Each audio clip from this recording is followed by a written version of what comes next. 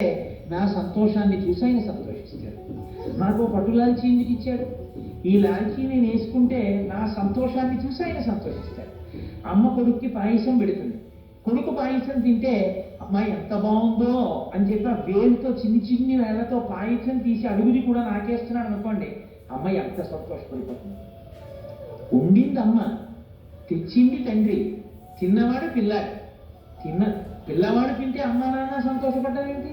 తల్లి తండ్రి కాబట్టి వాళ్ళిద్దరు ఎవరు లోకానికి సీతారాములు, వాళ్ళే తల్లిదండ్రులు, వాళ్ళిద్దరే పార్వతీ పరమేశ్వరులు. అందుకే వాగర్ధామివ సంపృక్తము వాగర్ధ ప్రతిపత్తయే జగత పితరం వందే పార్వతీ పరమేశ్వర లక్ష్మీనారాయణులనండి, పార్వతీ పరమేశ్వరులనండి వాళ్ళే.